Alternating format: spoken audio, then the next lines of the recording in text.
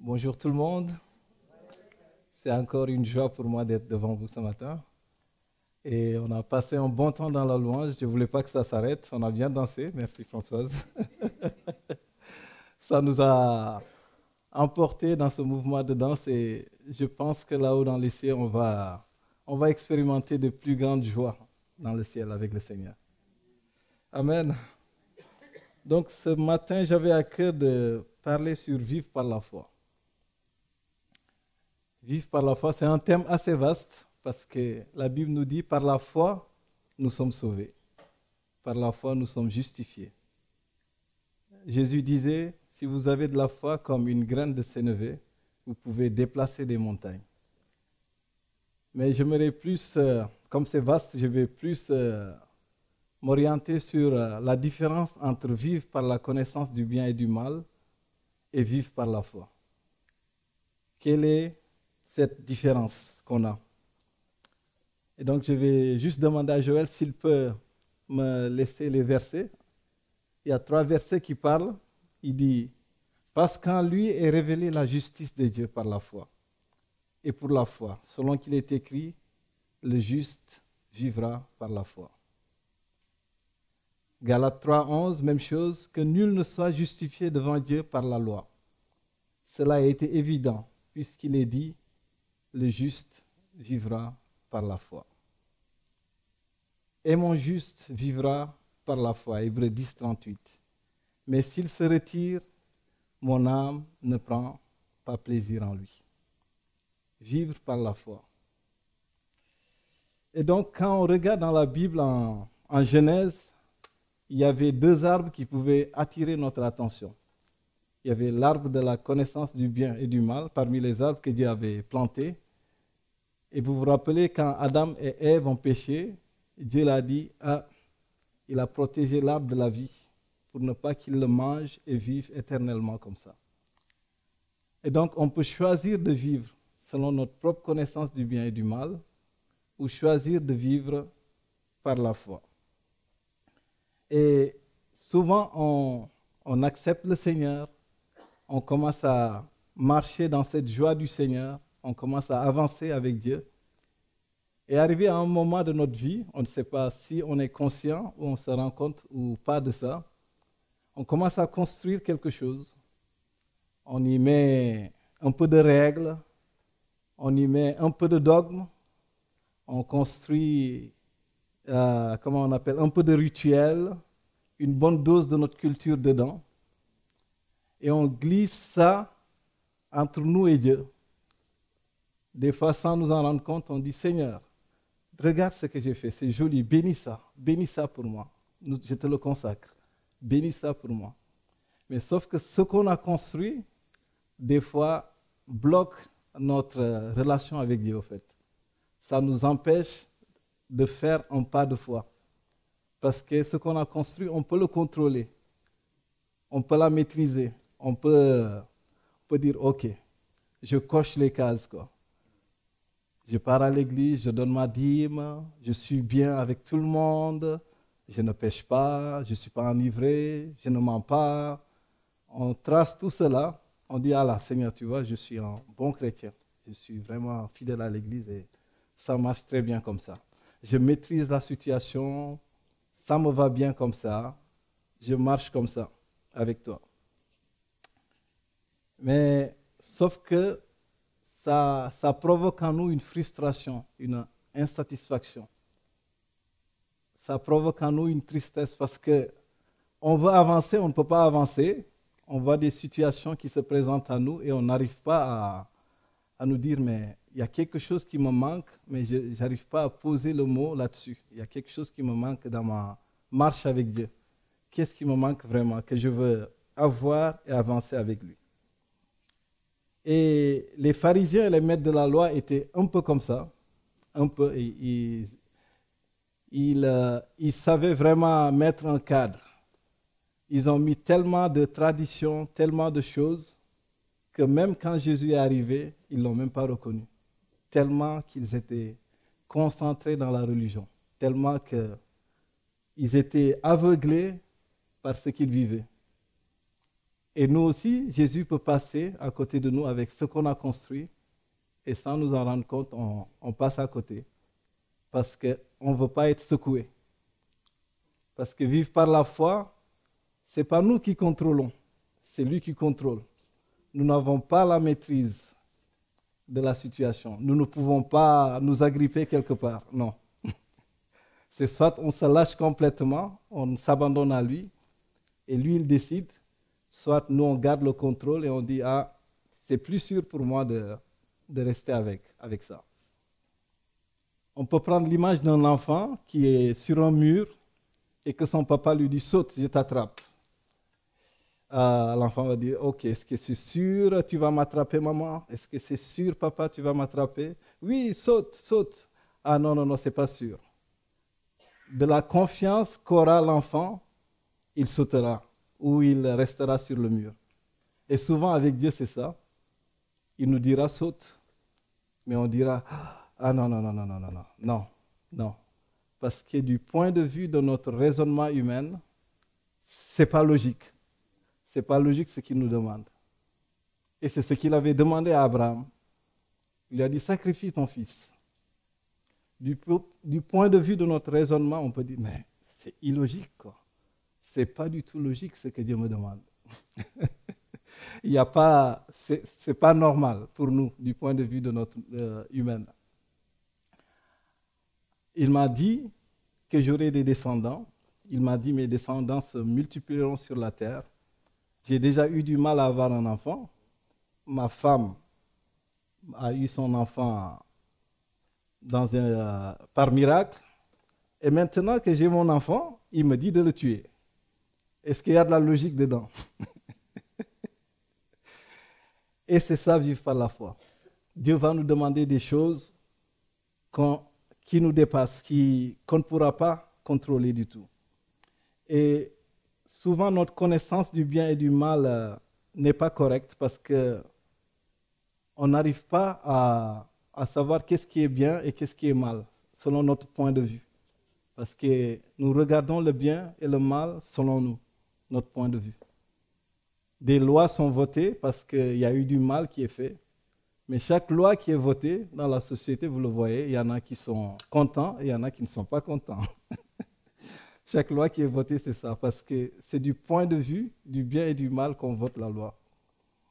On peut prendre la voie rapide qui est limitée à 110, on roule 120, on dit, j'ai rien fait de mal quand même, c'est juste, je suis pressé.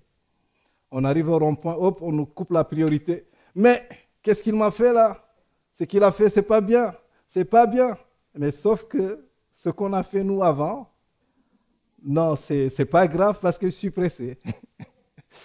Donc c'est un peu ce jeu-là qui fait que on va prendre des décisions, mais ok, non, pourtant moi c'était bien quand même la décision que j'ai prise.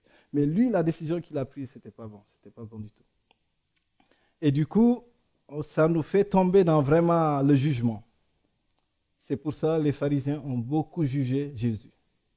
Regarde, il dit qu'il est prophète et il mange avec les prostituées. Regarde, il dit qu'il est prophète et il va se jacher. Jacher qui vole à tout le monde. Il dit qu'il est prophète et il rentre chez lui pour manger avec jacher. Est-ce que c'est normal ça?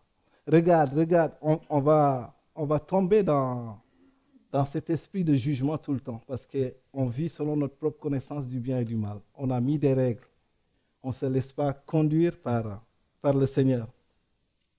Et donc, vivre comme ça ne nous donne pas la vie. La Bible dit que la loi ne donne pas la vie.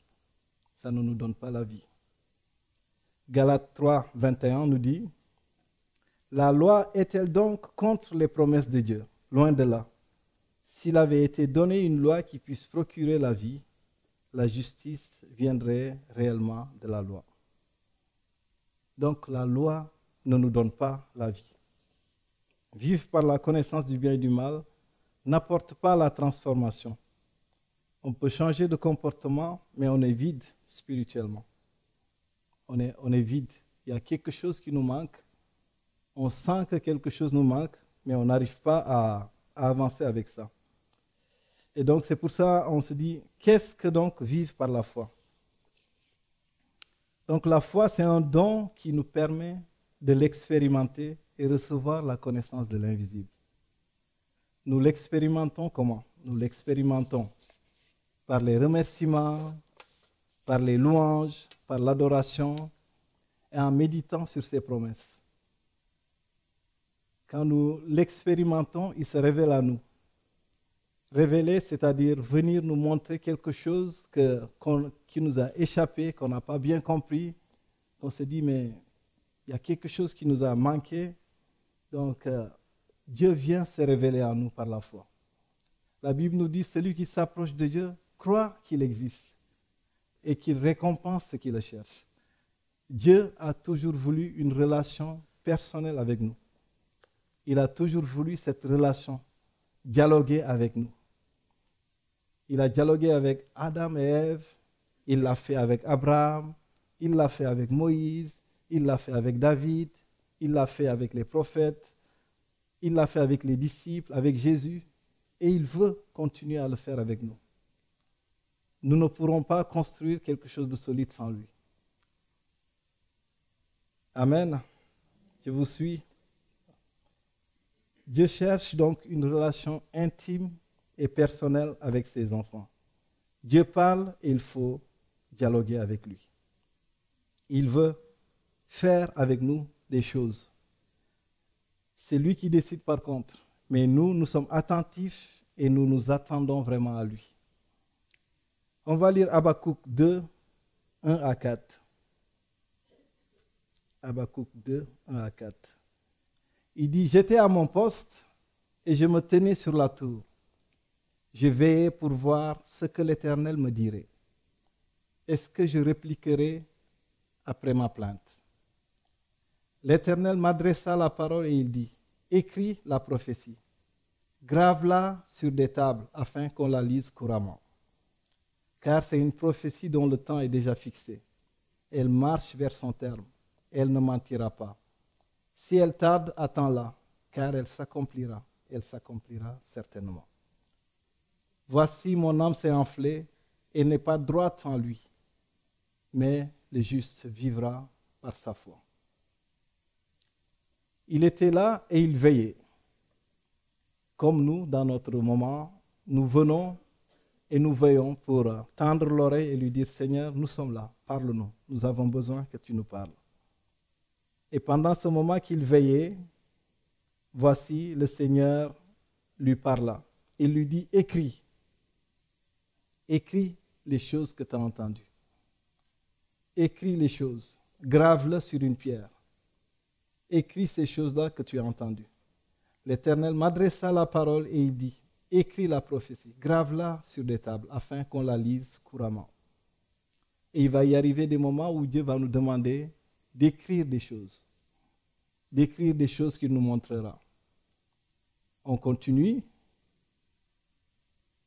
car c'est une prophétie dont le temps est déjà fixé, elle marche vers son terme, elle ne mentira pas. Si elle tarde, attends-la, car elle s'accomplira certainement. Et il continue. Mais là où je veux peut-être demander, non pas peut-être, mais c'est est-ce qu'entendre la voix est révolu? Est-ce que c'était au temps des prophètes qu'on devait entendre la voix de Dieu? Est-ce que c'était au temps des disciples, après c'est fini? Non, on sait vraiment que non. Ce temps-là n'est pas révolu et Dieu continue à parler à son peuple. Dieu continue à déverser son cœur, à montrer son cœur. Acte 2, 17 nous dit quelque chose. Dans les derniers jours, et c'est Pierre, après la Pentecôte, qui parlait, qui s'adressait à toute la foule qui était là. Il leur dit, dans les derniers jours, dit Dieu, je répandrai de mon esprit sur toute chair. Attends, on peut se pincer pour voir si on a la chair ou pas. Vos fils et vos filles prophétiseront. Nos fils et vos filles prophétiseront. Vos jeunes gens auront des visions. Ah non, moi, ce temps-là, c'est fini, je suis vieux maintenant. Rien ne se passe pour moi, je suis à la retraite. et vos vieillards auront des songes. Donc, il y a une différence entre la vision et les songes, c'est que la vision, on le vit quand on est debout, et les songes, c'est pendant le sommeil que Dieu nous parle. Il nous parle. On continue. Le verset 18. Ah, il n'y en a pas, c'est pas grave, c'est pas grave. On aura des songes. Dieu veut nous parler. Il veut nous montrer des choses. Et quand ces images-là viennent des fois, comme je dis, on est confus. On n'est pas sûr si ça vient de Dieu ou pas. On n'est pas sûr, on a peur de nous tromper. Et des fois, on se trompe. Mais on a peur de nous tromper. Et cette peur de nous tromper, au fait, nous paralyse. Du coup, on préfère être sûr d'une chose que de sauter dans quelque chose où on n'est pas sûr. Donc, ah Dieu, non, écoute, laisse tomber ça, au fait. Moi, je préfère être sûr que de me plonger. Et donc, cette hésitation fait qu'on n'arrivera pas à faire ce pas de foi pour grandir avec Dieu. Parce qu'il va nous montrer des choses, on pose le pas. Il nous remonte d'autres choses, on pose le pas avec lui. Une fois, on priait en famille avec mes frères et sœurs. Et dans ce temps de prière, on a vu vraiment une image de notre sœur, notre grande sœur, qui était vraiment en danger. Ça nous a vraiment secoué. On s'est dit, mais c'est quoi cette image-là? Notre sœur est en danger. Au début, c'était les débuts de ma conversion, je ne comprenais pas. On n'a pas compris. On a couru à l'église. Les pauvres pasteurs.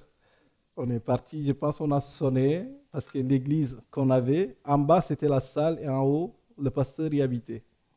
Donc quand on a sonné, le pasteur est descendu. Il nous a dit, oui, qu'est-ce que vous voulez? On a dit, tout excité, pasteur, on sent que notre sœur est en danger et on doit prier pour elle. Il s'est dit, ah bon? Ok, rentrez. Tout perdu, mon pasteur. Il dit, bon, ce qu'on va faire, je vous ouvre la salle, vous rentrez, vous priez. On était là. Non, nous, on est venus pour prier avec toi, au fait. Il dit, ah non, non, non, non, non. Si Dieu vous l'a révélé, c'est qu'il veut que vous priez pour votre sœur. Donc, nous, on est rentrés dans la salle. On était 3. On s'est dit, bon, c'est dommage. Est-ce que Dieu nous a parlé et tout? On commençait à discuter entre nous. Ouais, est-ce que. Je dis, mais écoutez, Dieu nous a dit de faire quoi? De prier, non? Mais on va prier pour notre sœur. Mais au début, on se disait, non, mais le pasteur, lui, il peut chasser 10 000 démons, mais nous, on est petits, on vient d'arriver, on n'a pas l'expérience dans ce domaine, on ne pourra pas prier vraiment comme notre sœur aimerait. Après tellement de discussions, on s'est dit, écoutez, cette image vient de Dieu, on va prier. Donc le pasteur nous a laissé la clé, il a dit, si vous finissez, vous fermez la porte et vous partez. Donc on a prié, je ne sais pas combien de temps on a prié. On a prié un bon temps. Je me rappelle qu'on est sorti, il faisait nuit. On est rentré à la maison. Mais à l'époque, on n'avait pas de téléphone pour appeler, voir, prendre les nouvelles de ma sœur. Sauf que ma sœur était partie pour être bonne sœur, donc à l'internat pour devenir sœur. Donc c'était son rêve d'enfant pour honorer les parents. Parce qu'on vient d'une grande famille catholique où il y a des prêtres, donc allez, il faut une qui va honorer la famille et être bonne sœur. Donc quand elle est revenue de vacances, parce que les vacances de Pâques, on les libérait, donc elle est revenue. Donc nous on discutait, on lui a dit, mais est-ce que tu n'as pas eu des problèmes quand tu étais à l'école, parce que c'est à 160 km de Dakar, donc. Et il dit, un problème? Non, je ne me rappelle pas. Il dit, ah tiens, oui, il y avait une nuit, un soir, quand il parlait de la soirée, c'était la même heure. On lui a dit, qu'est-ce qui s'est passé? Il dit, on était là en train de manger, il y a une fille qui a commencé à manifester, faire une manifestation démoniaque. Elle criait, elle ramassait tout, elle était en train de tout saccager au niveau de la salle. On dit que c'est un esprit méchant qui est dans cette fille. et qui faisait vraiment beaucoup de dégâts. Quand elle commençait, tout le monde reculait au fait. Tout le monde n'osait pas toucher la fille parce qu'on dit, si tu la touches, l'esprit va venir en toi. Donc, les gens de la culture n'osaient pas, c'était chez les Sérères et nous on est Diola. Donc, quand ça commence, eux tous ils reculent et on regardait la fille se blesser, se rouler par terre, elle se faisait beaucoup de mal. Ma sœur m'a dit, ce soir-là, j'ai regardé la fille, j'ai dit non, je ne vais pas la laisser souffrir comme ça. Je ne vais pas la laisser se faire du mal, je vais aller. Les autres, non, non, non, non, tout le monde criait, non, ne la touche pas, non, ne la touche pas. Il dit, je suis parti et je l'ai serré fort contre moi, je l'ai attrapé. Il dit, petit à petit, elle commençait à se calmer, elle commençait à se calmer, elle commençait à se calmer. Il dit, hop, ça s'est calmé. Il dit, toutes les filles qui étaient là, il disait, comme si j'étais une déesse qui est descendue, quoi. J'ai dit, non. Et je l'ai juste attrapé, il s'est calmé.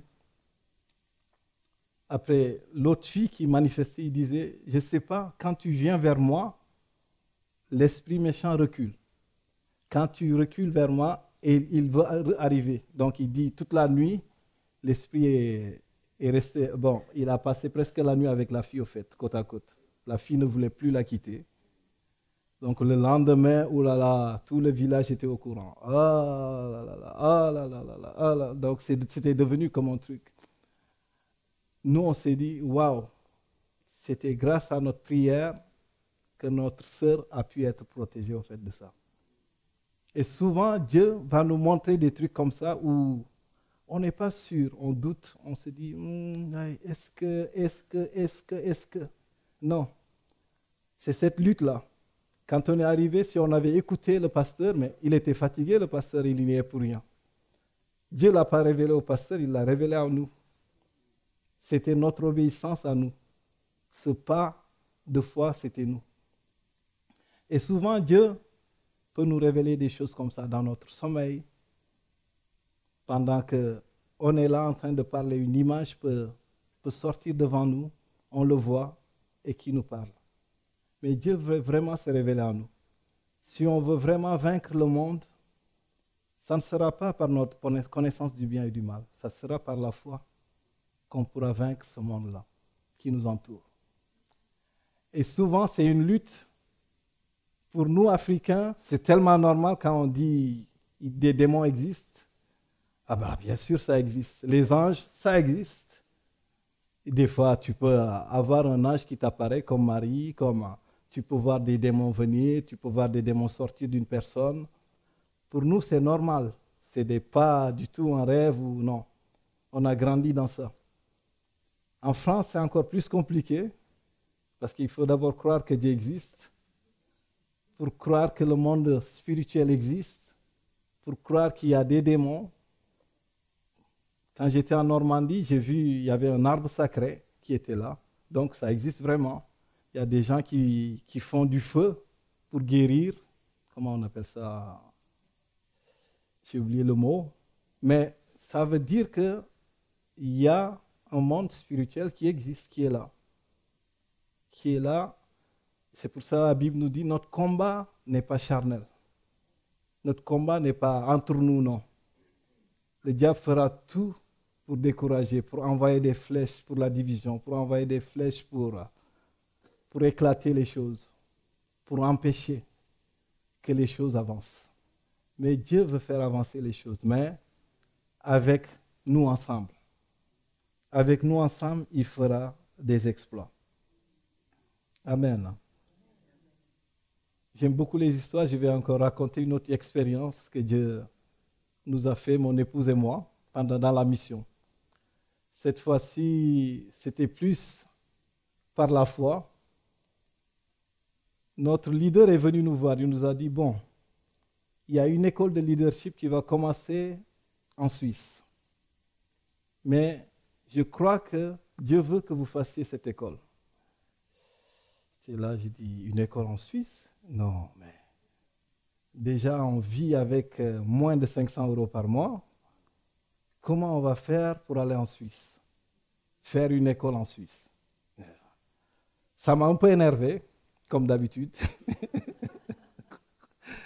J'ai dit, mais est-ce que tu es conscient qu'on vit avec moins de 500 € et qu'on n'arrive pas à soulever des dons pour nous?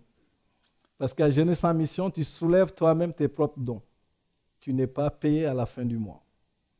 C'est toi-même qui trouves tes propres dons. Avec des amis que tu partages, avec des églises, tu envoies des lettres. Et en fonction de ça, ils te soutiennent. J'ai dit, bon, ok. J'étais énervé complètement. Je lui dis, mais tu n'es pas conscient quand même. Où est-ce qu'on va trouver cet argent? Où est-ce qu'on va le trouver? Donc, il me dit, bon, en tout, c'est entre 7 000 et 8 000 € pour toute la formation. Le voyage, ce que tu vas payer. Pour le tout, ça devait nous coûter entre 7 000 et 8 000 €. J'ai dit, oulala. Moi, j'étais vraiment fâché. Il a laissé la journée. Le lendemain, il m'a appelé. Il m'a dit, alors, je lui ai dit, bah, moi, je pense que tu rêves, hein, c'est pas possible ça.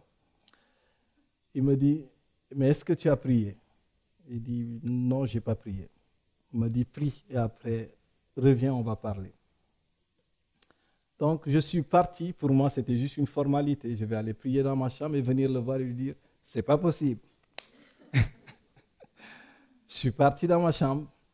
Mais quand j'ai commencé à dire, Seigneur, oh là là, c'est comme s'il y avait une présence forte qui était descendue dans la chambre.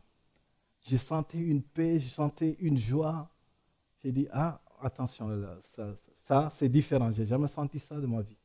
J'ai dit, Seigneur, qu'est-ce que tu veux? Qu'est-ce que tu veux nous dire? Qu'est-ce que tu veux dire?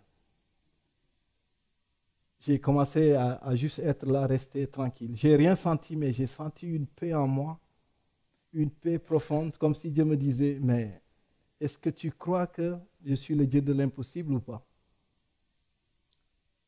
Quand j'ai fini ce moment-là, je suis parti le voir, j'ai dit, bon, je n'ai rien entendu Dieu me parler, mais j'ai senti vraiment quelque chose quand j'ai prié. Et je pense que Dieu veut qu'on fasse cette formation.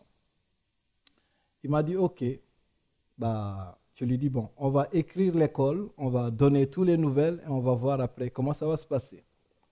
On les a écrits, on a rempli tout le formulaire et là on dit, comment vous devez payer? On a dit, bon, on s'engage à payer jusqu'à la fin, mais pour l'instant, on n'a rien. Et donc, on a envoyé tout cela à la Suisse. Donc, ils nous ont répondu, ils nous ont dit, vous êtes les bienvenus, vous êtes acceptés dans l'école. On a dit, une porte s'est ouverte. Ok, maintenant, il faut trouver un billet pour le voyage. Qu'est-ce qu'on va faire? Comment on va trouver ce billet? Donc, on était là. Le temps passait, et à un moment, un ami en France qu'on connaissait bien, qui avait fait Jeunesse en Mission, nous a appelé, il nous a dit, bon, je vous fais un virement de 1 000 €. On a dit, ok. Dieu a ouvert, ça y est, on a trouvé les 1 000 € pour payer le billet, on a payé le billet. On est arrivé en France. Et c'est ça avec Dieu. Tu n'auras pas tous les détails, tout, non. C'est étape par étape. C'est étape par étape. On a trouvé les billets pour arriver en France. Arrivé en France, ok, comment on va faire pour aller en Suisse? Et là, mon beau-père et ma belle-mère nous disent, écoutez, la voiture est là, on n'en a pas besoin, prenez la voiture pour 3 mois. Encore un autre miracle. On s'est dit, ok, merci beaucoup, vous êtes sûr? Oui, on est sûr, la voiture est là, il est disponible, si vous voulez aller, allez-y, nous on restera, on se débrouillera avec les frères et sœurs pour aller à l'église, on va les appeler, ils vont venir nous chercher, donc la voiture est là, allez-y. Donc on a pris la voiture, direction la Suisse, pour aller commencer l'école. Donc on est parti en Suisse, l'école a commencé. 1 mois, moi j'étais là, comment on va payer tout ça? C'est ça la foi. Ne pensez pas que comme on prêche, on est arrivé, on n'est pas arrivé. Quand les situations arrivent, on est pareil que nous tous. On est pareil que tous les communs du mortel. Parce que ce n'est pas logique. Et Dieu fait les choses illogiques pour nous. Mais il est fidèle et il le fait. On a commencé l'école, encore une fois. Des fois, on pense que Dieu va toucher des gens riches pour nous bénir. Non. souvent, Dieu ne va pas toucher des gens riches. On va commencer à calculer, ok, peut-être si je dis à tel ami qui est médecin, ah non, regarde, lui, il est directeur d'une société, peut-être qu'il va nous aider. Ah, lui, il est... Non. On va penser à des gens riches pour nous aider, mais non, Dieu ne passe pas par là. Il passe toujours par le chemin le plus compliqué, au fait. Donc, on a appelé un ami, parce que j'ai travaillé avec lui au Sénégal, un pasteur brésilien, marié à une Suissesse, Jazier Rodriguez, un bon ami à moi. On a travaillé dans une école de musique, dans un ministère de louange. On partait au sud pour vraiment former les jeunes dans la louange et dans la musique. Donc, on a beaucoup fait ça, du nord au sud au Sénégal. On était en collaboration, un bon musicien aussi. On a beaucoup travaillé ensemble. Maintenant, il est parti avec sa femme, commencer une église en Suisse. Donc, je l'ai appelé, je lui ai dit, bon, écoute, on est en Suisse, mais il faut qu'on se voie. On ne peut pas venir en Suisse 3 mois et rentrer sans te voir. Et franchement, c'était la dernière personne que j'aurais pensé que Dieu allait utiliser pour nous bénir. On l'appelle, il dit, écoutez, venez. On est venu dans son église, on a fait la louange avec lui. Il nous a dit, bon, écoutez, je sens dans mon cœur que je dois faire une offrande pour vous. Une offrande pour vous, parce que pour ce que vous m'avez partagé, parce qu'on lui a partagé tout ce qui s'est passé. Il a dit, oui, je sens que je vais faire une offrande pour vous. On s'est dit, ok, il n'y a pas de souci. Il dit, mais pas ce dimanche que vous allez être là, mais à la fin du mois, je demanderai à l'église de faire une offrande pour vous. On a dit, ok. Nous, on est rentrés, la situation est restée pareille. Mais c'était une petite église avec des ouvriers portugais, une église lusophone, qui était là en Suisse. Ils avaient emprunté l'église. C'est une église comme ça, quoi. Tout petit. Des ouvriers portugais qui sont venus pour travailler, la plupart, et ils faisaient des cultes en portugais. Donc nous on est rentrés, après quelques temps ils nous appellent, ils nous disent voilà, on a fait l'offrande, donc on va vous l'envoyer. Quand ils nous ont envoyé l'offrande, ça a couvert toute l'école. On est tombés de haut, tous les deux. Ça a couvert toute l'école et c'est resté, et on a même payé pour un Malien qui était venu et qui ne pouvait pas lui aussi payer comme nous. Le restant de l'argent on a donné au Malien, on lui a dit écoute tiens, pour aussi toi payer ton école. Donc juste pour dire que Dieu nous dépasse. J'aurais jamais imaginé qu'une église avec des ouvriers, on sait les ouvriers combien ils gagnent, pourrait couvrir entre 7 000 et 6 000 euros pour nous couvrir nos frais d'école. La foi vient de ce qu'on entend. Et ce qu'on entend vient de la parole de Dieu. Et je crois que Dieu veut nous montrer cette preuve de foi, nous dire qu'il est vivant. Et c'est lui qui est au contrôle de tout cela. On va lire 2 Rois 6, 15 à 17. On va avancer un peu. 2 Rois. Le serviteur de l'homme de Dieu se leva de bon matin et sortit. Et voici une troupe entourait la ville avec des chevaux et des chars. Et le serviteur dit à l'homme de Dieu, « Ah, mon Seigneur, comment ferons-nous » Il répondit, « Ne crains point, car ceux qui sont avec nous sont en plus grand nombre que ceux qui sont avec eux. » Excusez-moi. Élisée pria et dit, « Éternel, ouvre ses yeux pour qu'il voie. » Et l'Éternel ouvrit les yeux du serviteur, qui vit la montagne pleine de chevaux et de chars de feu autour d'Élisée. Élisée était là confiant parce que lui, il avait vu ce qui se passait dans le monde spirituel, ce que Dieu avait envoyé. Mais son serviteur, lui, il n'avait pas vu ça. Il disait, mais c'est fini pour nous. Face à toute cette armée, on ne pourra rien faire. On ne pourra rien faire. Comment on va faire? Élisée a dû prier pour son serviteur et lui dire, ouvre-lui les yeux pour qu'il voie au-delà de ce qu'il voit. Les yeux du serviteur qui vit la montagne pleine de chevaux et de chars de feu autour d'Élisée. Vivre par la foi, c'est vivre, c'est voir l'invisible. Et ma prière ce matin, c'est que Dieu nous ouvre les yeux pour qu'on puisse voir au-delà de ce qu'on voit. Voir le visible, c'est voir les faits. Voir l'invisible, c'est voir la vérité. c'est voir la réalité. Qu'est-ce que nous voyons au sable? Qu'est-ce que nous voyons? Nous voyons le visible ou nous voyons l'invisible? On veut une église au sable. Qu'est-ce que nous voyons? Les espions, quand ils sont partis pour la terre promise, arrivés à la terre promise, ils ont dit, on a vu des géants, on ne pourra jamais prendre cette ville. Jamais. Parmi les espions que Moïse avait envoyés, il n'y avait que 2 qui ont dit, c'est possible. C'est possible de gagner cette ville.